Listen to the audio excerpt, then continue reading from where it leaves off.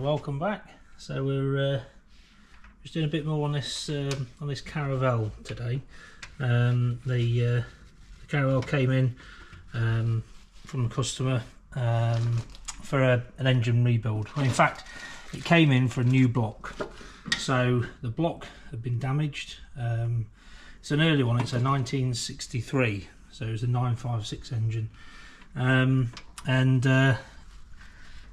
it had previously been repaired some long time ago by a previous owner, and it wasn't a very good repair at all. So the owner got hold of me, wanted another block, which then transpired into having it. Can you rebuild the engine for us? Yeah, not a problem. Then it's like, well, then can we fit the engine? Yeah, no problems. And then it's just gone on from there, really. So we've had quite a bit of stuff. We spent a long time trying to get this new fuel tank. This is a very rare fuel tank. This is a 1963 car. They only use this from 62 to about sort of end of 63, 64. Then they changed it around a bit. So it's around about those dates. They did a later tank, but it doesn't fit. It's completely different. They changed it quite a lot. So it was no good for us. So we spent a lot of time finding that. That actually came over from Denmark via mainland sort of Europe, really.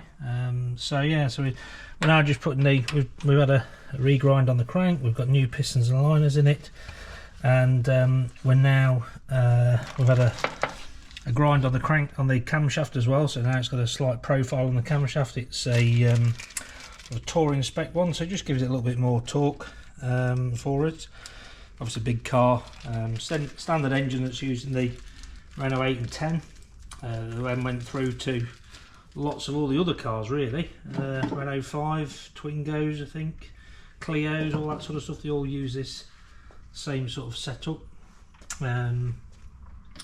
But yeah, so it's new pistons and liners, reground crank, new camshaft, obviously new timing gear, new pistons, liners, everything. So we're just putting some new followers in now, and then the head is just about to come back from the skimmers, so that'll be all nicely checked up and trued up. We're getting a good old clean up ready, so it's all the ports are nice and clean. Try and get we're not going for a racy engine at all, but we just want it obviously as nice and smooth and as operationally good as possible. So all those have dropped in here, all feel nice. So that's that little job done. So we're just going to cover those up again now, so we don't get any muck in there. Just put a bit of that on there. They're oiled up. We'll just give them a little tiny drop more. We use a bit of running in oil as well, so just lubricates everything that a little bit more. Just helps it along its way when it's all freshly done. The block's all been chemically cleaned as well, so we clean all the block out fully.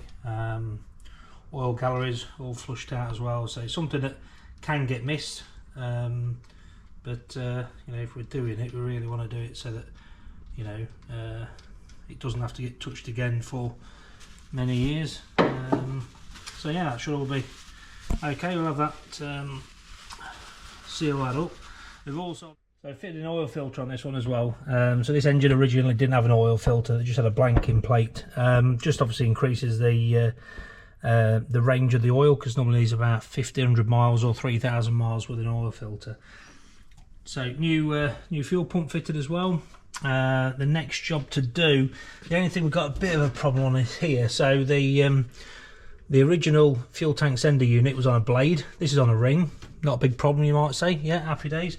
Just swap it over. It's a little bit tight, so we're going to have to extend, because where the loom comes up the side down here, there isn't any room.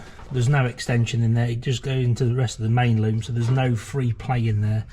I don't really like to extend them because I like to try and keep all original. However, no one is going to see it because there is a firewall to go on here, so we'll just have to put an extension on it and make sure that goes on here. Put the tube on, put the firewall on. That's that end done. So it's a Sunday afternoon at the garage, and let's go and see what Doug's up to now.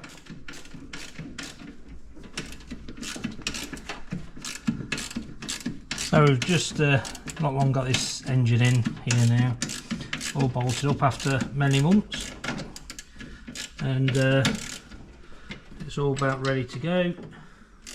So we're just fitting all the rest of the ancillaries now, getting everything tightened up, make sure it's all in position,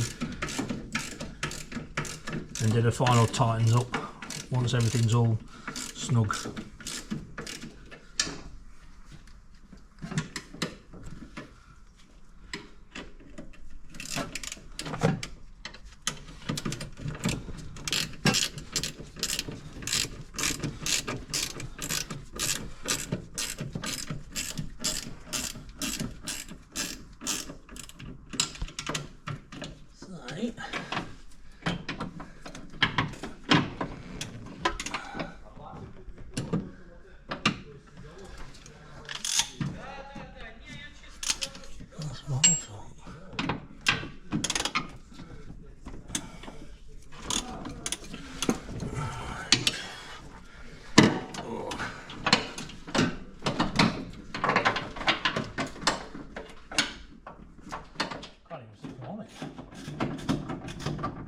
I guess I'm not, it's fucking spinning around.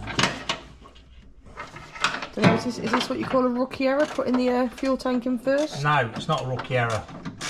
Do not use that word near me.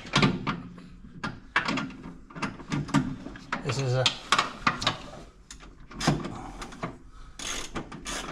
As you can see, it's not the easiest places to get tighten the bolt up.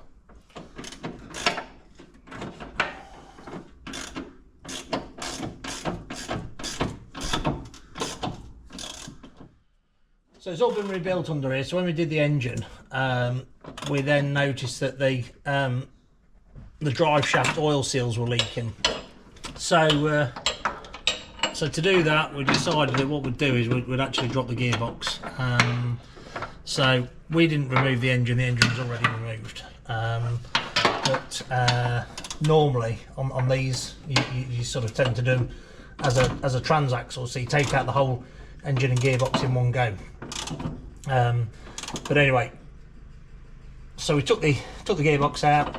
I say, noticing that the seals were leaking, checked the bearings on the gearbox as well, and because the car had been left for such a long time, it's hardly done any miles, but because it hadn't had any oil around them, the bearings are all gone. So we ended up having to replace the bearings, new seals. So it's had everything done really. The cross members all been blasted, painted, everything. It's had all new gearbox mounts on it, check straps, all new brakes, new calipers, new discs, new hoses, new handbrake mechanism, because it's slightly we've gone for the slightly later version, which is a bit better. A bit awkward to get some of the earlier stuff as well. So yeah, it's all good. It should be ready to go very shortly.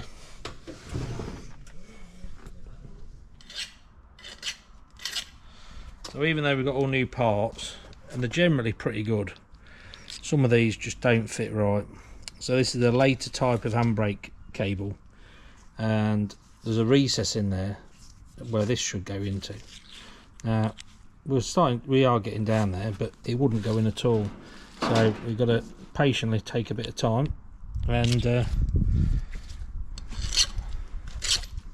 around it with the file, because this is what people don't tend to see, is when you're getting some of the stuff and you're thinking, oh, I'll just get it, fit it in, and everything like that. It is good quality stuff. It's the best we can get, but it never ever matches for the original parts. So spend a bit of time doing this. This is where all the time goes, to getting these sort of things fitted in. So if it's just like, if it's fitted straight away, this will save you a bit of time, but at the minute it's probably taken half an hour or so of the time when you could be doing something else. Well, you get it on the car and then all of a sudden you fit it up in the centre and it won't fit. So fit it on the mechanism and then it won't fit on the actual, these are the adjusters that go on the back of the for the rear brake calipers. So that goes in the back. It goes up to a little pin on here with a hook which comes onto the back of this, and that presses against the brake pad. So when you pull the lever, it then actuates the brake pad, and that's your handbrake mechanism on the disc brake on this particular car. So Renault Caravelle came out, say, in 62, 63. The Renault 8, which it uses all its mechanicals of, was the very first production car of that sort of size to ever have a disc brakes all round. So, bit of useless information if you're ever down the pub. Talking of pub, I could really do with a pint there. Alright, so let's give it a go. There we go. Now that fits right, so it goes all the way in, nice and free. That'll come down, go onto there, pop through. Happy days. So now we'll go and get it back on the car. Just put a little bit of copper grease on here. Just so it sits in there nicely. Don't need a lot, just a little bit. Just so that if it needs to get changed again or whatever, it's nice and easy again. A little bit on the splines here. Don't need a lot, just helps it in there.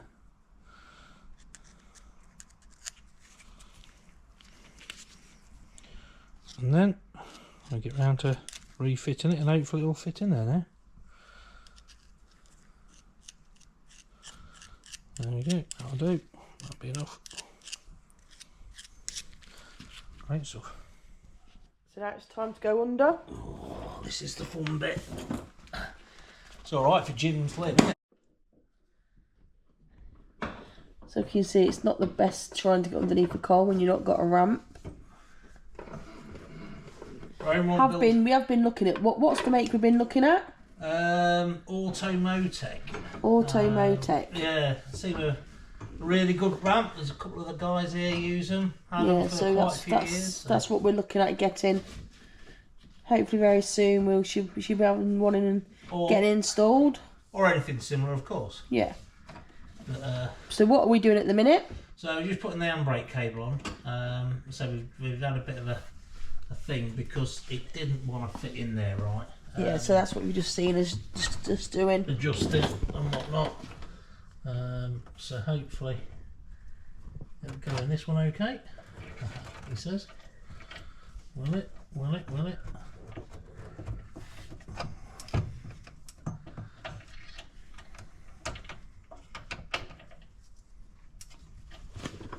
Let's see what happens in it. It's a bit fiddly, but say all the original stuff fits on there, all nice, but reproduction stuff is pretty good. But as I say, you just can't, you can never ever beat original stuff, can you? So it's that's how it goes. That's that. You just see me, just blow behind the wheel. So one bit's gone in, we're just doing the other bit now.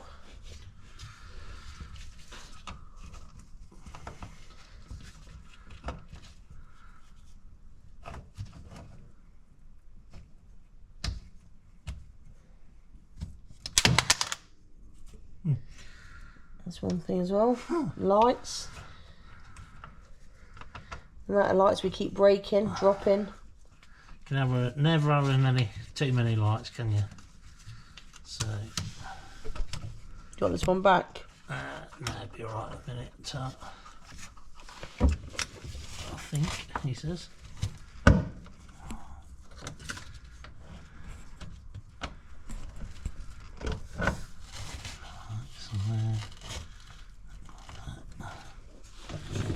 This wants to feed around here, so that can go in there like that.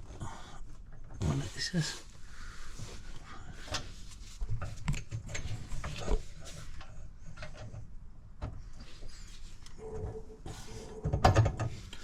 That's in there. That one in there. So we're looking pretty good. We just need to put this on it.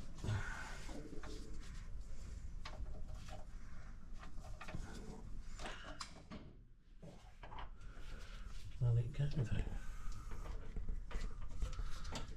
That's the biggest thing. Right, fucking well. Ah, there we go. Right, we've got the knob.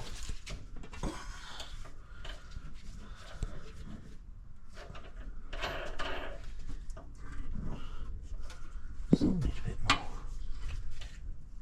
more.